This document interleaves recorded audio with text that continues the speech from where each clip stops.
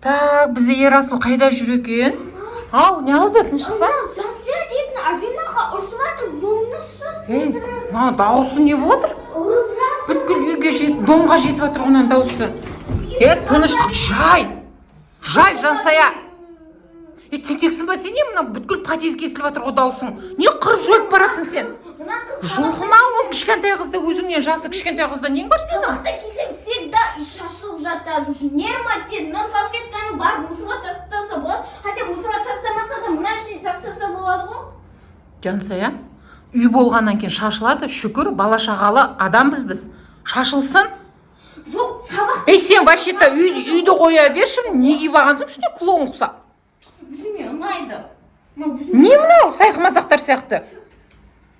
Күшті болып тұрған сияқты.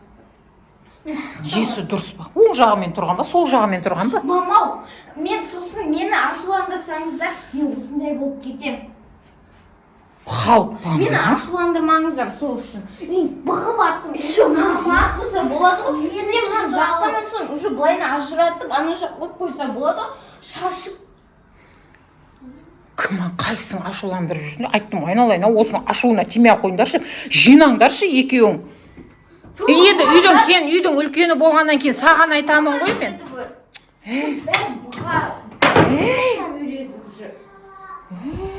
Не болды мынаған?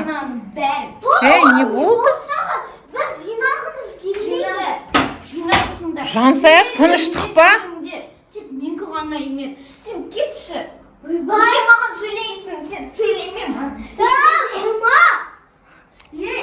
Жансая, сен бізге пранк ұстап атсың ба? Тыныштық па сенікі? Өзі ғой мама, жумай керек, неге мені... Не хулигандар сияқты үйге баса көктеп кіріп? Айтсаны. Құрш, тінтек па деймін, жүр. Сендер мен жыныма тиіндер уже. Берген сен уже. Жынды ма?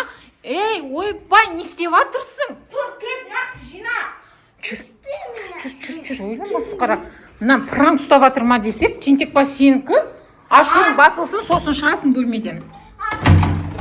Керек еді? Не болып атыр? Мама, бәрін жина.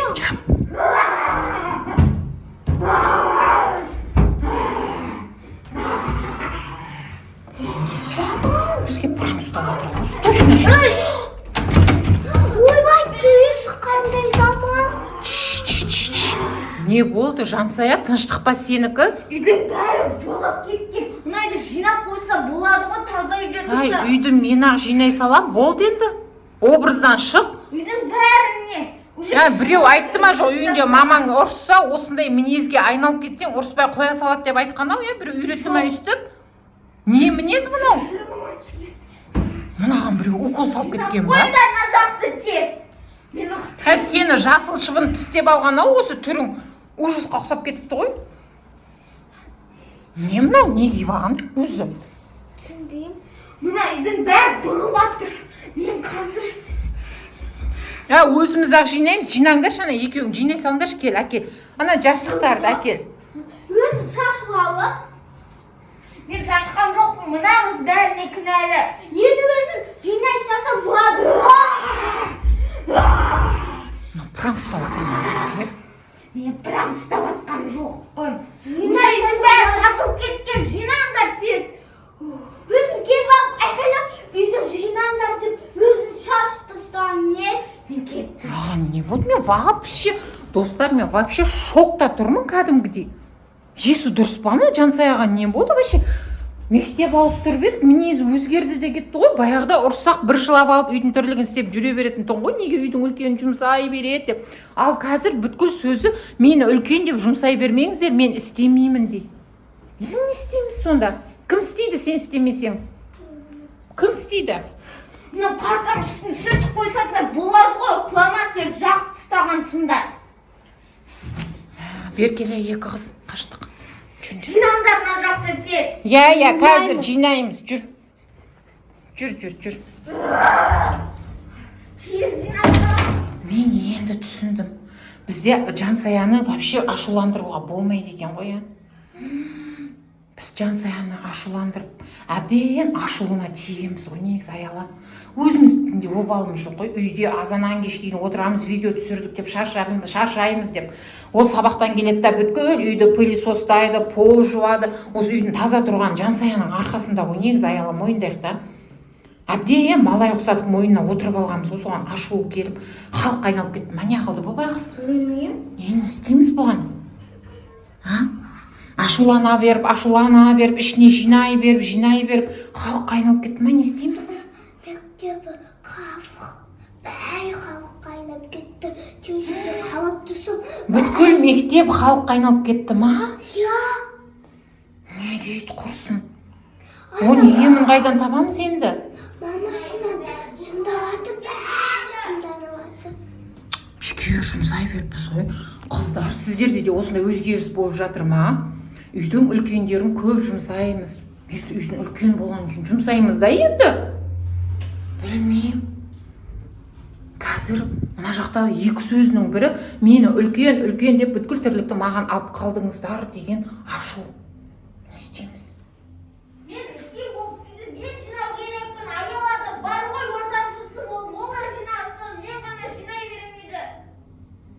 Енді дұрыс қой енді. Аяла сен жоқ кезде пол жуады, шаң сүртеді, ол да істеп жатыр ғой. Ол істеген істемейді, не келіп бәрін істеймін. Мұны жинап қойса болады ғой. Енді сәл ашуыңды баспасаң, қазір үйдің бәрін қиратып тынасың ғой. Қазір үйдің қабырғаларын сындырсаң не болады? Тез жинаңдар.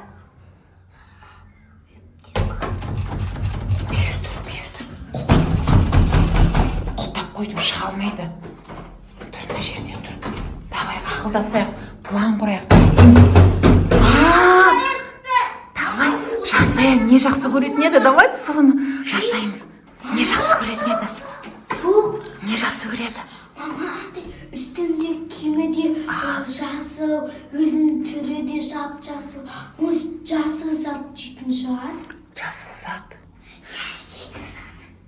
Ақтап кел. Жоқ, давай, тез.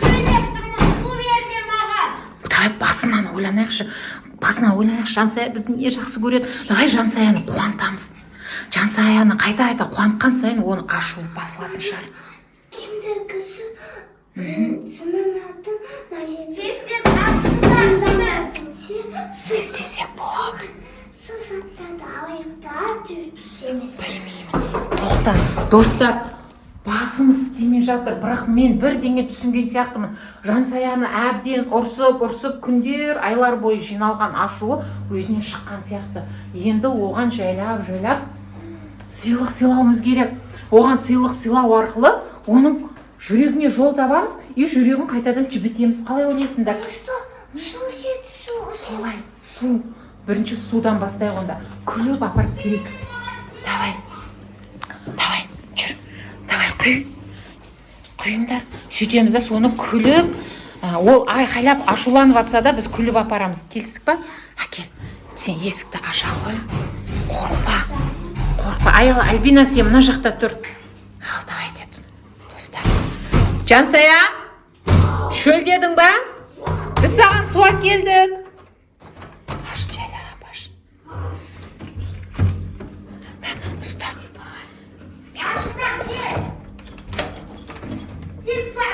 Әкел. Жансая, қалай жағдайың? Жақсысың ба? Саз.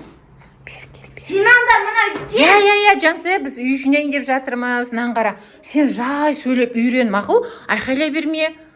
Тамағың ауырып қалады бекерге. Аяла, давай. Бүйтіп айтқандар бана, тез жинаңдар. Ұрыспаймыз, давай. Ұрысқан сайын нервісі көтеріліп кетіп жатыр, давай. Байқадыңдар ғой жаңа. Ал, давай, тан.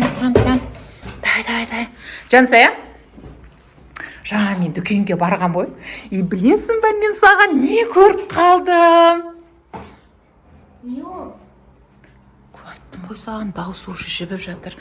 Мен жаңа саған мынандай әдемі лақтырып жібердің ғой. Қараш, мынаны сен қалайша көрмедің? Мыналардың бәрін саған алып келдім ғой мен. Айфоның қайда? Ке отырсай, распаковка жасаймыз. Екі қыз, давай үй жинаңдар деп болсай, давай. Аяла, сен ыдыс жу, мақұл? Бар. Менің Аха, сен істеп көрші. Әдемі болды. Иә. Ал енді нан қара, мына брендтегі сумочканы қарашы. Білегіңе тағып аласың, қазір қарағанда. Мына көрдің ба? Иә, әдемі екен, маған ұнап қалды. Айттым ғой мен саған. Өте күшті екен. Иә, сен келе сала айқайлай бересің. Айқайламаса сен мен... Бірақ маған үлкен түрі керек. Мына түрі ұнамайды маған. Бұған сыймайды. сияды ғой бұған. Айфоныңды салып қоясың да, как раз мынаны қарашы. Айфоныңды салып көрші. Және де мен мынаны ашып көргін де саған. Неше түрлі набор сырғалар алып келдім. Мынаны қарашы. Қалай сен ашуланып жатсың? Мен сені жұмсасам, сен жұмыс жасаған сайын мен сені ойлап жүрем ғой, қайға барсам да. Жансаяға не әперсем екен, Жансаяны қалай қуантсам екен, деймін да жүрем. Мынаны қарашы. Қарашы. Тақып көресің ба? Қарашы. Сен мына бабочкаларды жақсы көресің ғой мені? Иә, маған соны тақып беріңізші. Тақып берейін ба? Иә. Ана сырғаларды ашып көрші, мыналардың бәрін көрші. Достар, айттым ғой, егер де үйдегі ең үлкен әпкелеріңіз ашуланып жатса, оларға қарсы келудің қажеті жоқ. Аялаға да қазір үйретіп қоямын. Мүлдем қарсы келмеңіздер. Әпшелеріңізге жайлап шоколад әкеп бере қойыңыздар, согын әкеп бере қойыңыздар. Аналарыңызбен дүкенге барған кезде, мама, үйді көп жинайды ғой әпшеміз. Үлкен апамыз үй жинап жатыр ғой, соны бірдеңке әпере салайықшы деп, сыйлаңыздар, қараңдаршы мені. Жаңағы халық болып бүткіл үйді қиратып жатқан қыз қандай жұмсақ болып кетті. Қараңдаршы. Маған қазіргі хит мармелад витаминді алып келіңдер болды. Бірақ бұның бәрі маған. Иә, оны да әкеп қойдық қой саған. Кәне? Сен келгеннен бізді қырып атсың. Біз қаяқтан оны саған айтып үлгереміз бе? Жеп көрші, сен кішкене ашуыңды бассын. Оля, келіп сен вообще сөзге келіп атқан жоқсың ғой, саған қаншама сыйлық дайындап қойғанбыз біз. Үлкен екен ғой шо. Иә, сен деген сабақтан шаршап келіп үй жинайды, ыдыс жуады, энергиясың бәрі соған кетіп жатыр деп сен ойлап витамин әкеліп жатырмыз. Қарашы, сырғалар әкеліп жатырмыз. Бүткіл сыйлықты сен аласың, негізі Аяла емес, Аяла етші. Аяла сырғаға қызықпайды. Аяла даже әдем брендтегі сумкасы да жоқ оның. А сен мынандайдың екшеуін уже жинап тастадың. Я, мама. Сен неге біздің жақсы жағымызды көрмейсің, үнемі жаман жағымызды көресің? Енді күнде сабақтан келгеннен соң үй шашылып тұрады. Ал енді қара, бүгінгі үйді жинағаныңда сен мыналардың бәрін күлеп алатын едім. Екінші бізді үйді қорқытпашы жарай ма? Жанымыз қалмады ғой кәдімгідей. Қыздар айтты, солай істесеңдер мамаларың күшті болып кетеді. Енді олай болмайды. Достар айтыңдаршы, иә? Қыз баласы үй жинап өсу керек қой. Қалай ойлайсыздар? Үй жинап өзінің мына кішкентай өзінің артынан ерген бауырларына бауырмал болу керек, әпке бола білу керек. Дұрыс па менікі? Мен ойлаймын, сенің достарының бәрі осы жолы мені қолдайды деп. Әрине олар бірінші кезекте сені қолдайды, бірақ осы жолы менімен қосылатын сияқты. Болды ма, ашуың басылды ма? Біз жаман қорқып кеттік қой, құрсын, мені көтеріп алып лақтырып жібере ма деп жаным қалмады ғой, жаңа столдарды ары бері көтеріп былайды лақтырдым. Кәдімгі Жансая келді ғой. Давайте құшақтаймыз Жансаяны. Өзіміздің Жансая келді ғой қайтадан. Бәсе сөйтші, шашайықшы мына үйді. Жансая бар ғой, жинайды ғой. Шашай беріңдер, Жансая өш. Ойнап айтып етіміз. Ойнап айтып отырмыз. Кеттік шалдық. Өзімен өзі отыра берсінші. Ал мақыл, давай, сау болыңдар. Жансаяны қолдап қойыңдар. Жансаяға тіркеліп, подписчигін 10 мыңға жеткізіңіздер. Кет. Ойбай, не болып кетті? Ол тағы да татты жегі. Тағы да сыйлық дәметіп жатыр екен ғой, дәметіпті.